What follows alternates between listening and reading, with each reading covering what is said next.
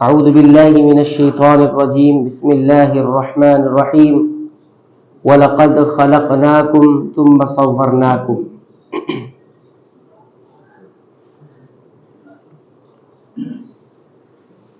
ہماری گفتگو اللہ رب العالمین کے 3 نام الخالق، البارئ اور المصور۔ اللہ تقدیر بنانے والا، پھر اس تقدیر کو نافذ کرنے والا، عمل میں لانے والا، اور اسی طرح تمام کائنات کی تصویر بنانے والا، ان کو صورتیں عطا کرنے والا ہے۔ اس حوالے سے آپ حضرات کی خدمت میں سورہ الاعراف کی آیت نمبر 11 تلاوت کی گئی۔ اللہ تعالیٰ فرماتے ہیں وَلَقَدْ خَلَقْنَاكُمْ، اور ہم نے ہی تمہیں پیدا کیا ہے، یعنی ہم نے ہی تمہاری تقدیر بنائی ہے، تمہیں پیدا کرنے سے پہلے تمہارا اندازہ لگایا ہے۔ ثُمَّ صَوَّرْنَاكُمْ، پھر ہم نے تمہاری تصویر صورت بنائی ہے۔ تو ایک خلق کا معنی ہم نے بتایا تھا عدم سے وجود میں لانا، وجود بخشنا، کسی چیز کو پیدا کرنا، لیکن یہاں پر معنی اس کا یہ ہے کہ تصویر بنانے سے پہلے، صورت عطا کرنے سے پہلے اللہ رب العالمین نے پیدا کرنے کا تذکرہ کیا ہے۔ معنی یہاں پر پیدا کرنے کا کیا ہے؟ تقدیر بنانا، تقدیر لکھ دینا۔ تو پہلے تقدیر اللہ رب العالمین اپنے علم، ارادے اور مشیت سے لکھواتے ہیں، اس کے بعد اسے وجود بخش کر اس کی تصویر یا اسے صورت عطا کرتے ہیں۔ ایک اور دلیل دیکھیے اس سلسلے میں جو بالکل واضح ہے اس آیت کے بالمقابل میں، سورہ الحدید آیت نمبر 22 ہم پڑھیں تو اللہ تعالیٰ فرماتے ہیں ما اصاب من مصیبت فی الارض، جو کچھ بھی مصیبت زمین میں تمہیں پہنچتی ہے یا آتی ہے، ولا فی انفسکم، اور خاص طور پر تمہاری اپنی جانوں میں، الا فی کتاب من قبل، یہ تمام کی تمام باتیں، یہ تمام کی تمام مصیبتیں جو تمہاری جانوں کو اور زمین میں پہنچتی ہے، یہ سب کے سب ایک کتاب میں من قبل ان نبراہا، قبل اس کے کہ ہم اسے پیدا کریں، اسے وجود میں لائے، پہلے سے ہی موجود ہوتی ہے۔ ان ذالک علی اللہ یسیر، اور یہ تمام باتیں اللہ پر بڑی سہل، بڑی آسان ہے۔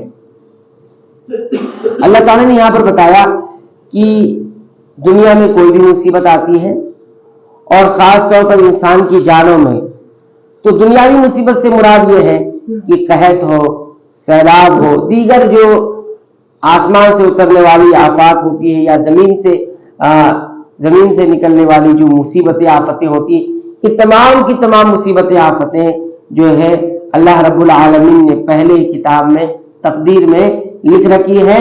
اور اسی طرح تمہاری اپنی جانوں کو جو مصیبت آتی ہے، اس سے مراد بیماریاں ہیں، تھکن ہے، اسی طرح تنگ دستی ہے، یہ تمام چیزیں انسان کے ساتھ لگی ہوئی ہیں، انسان کی جانوں کے ساتھ، تو یہ بھی تمام چیزیں اللہ رب العالمین نے تقدیر میں پہلے ہی لکھ رکھی ہے۔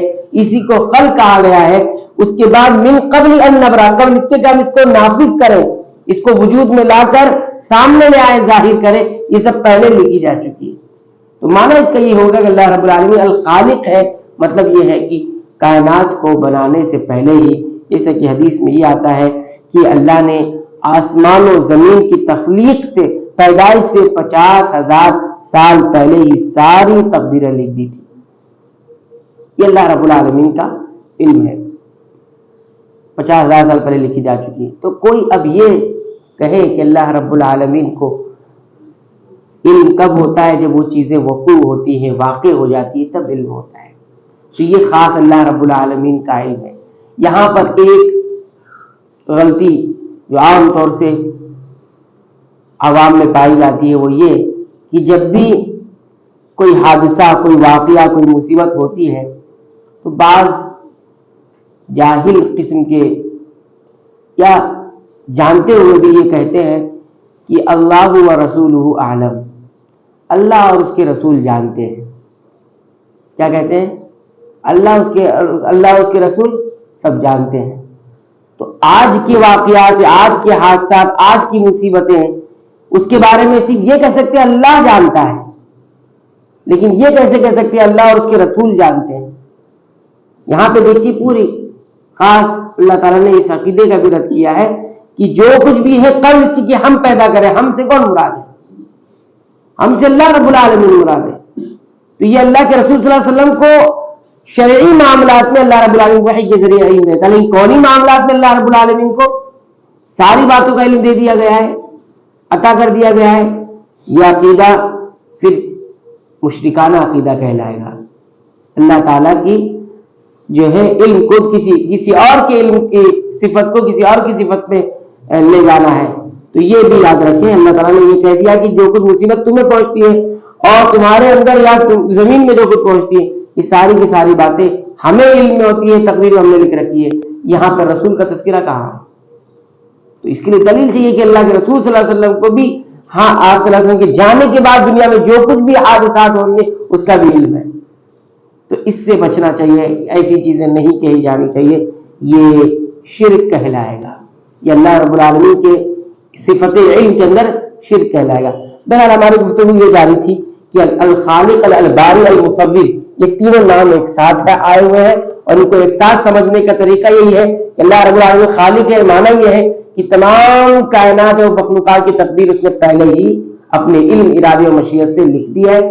اس کے بعد الباری کا مطلب یہ ہوتا ہے کہ اس کو اب جو تقدیر لکھی ہوئی ہے اس کو وجود میں لاتے اللہ رب العالمین، نافذ کر دیتے کہ یہ ہم نے کیا ہے، یہ اب ظاہر ہو رہی ہے۔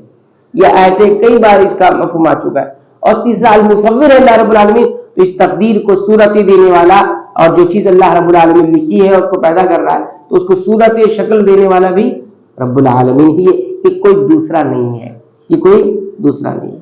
اس سلسلے میں اور بھی باتیں انشاءاللہ آئندہ درس میں ذکر کی جائے گی۔ اللہ تعالیٰ سے دعا ہے کہ رب العالمین تو ہمیں اپنا صحیح حقیقی تعارف حاصل کرنے کی توفیق عنایت فرما، آمین۔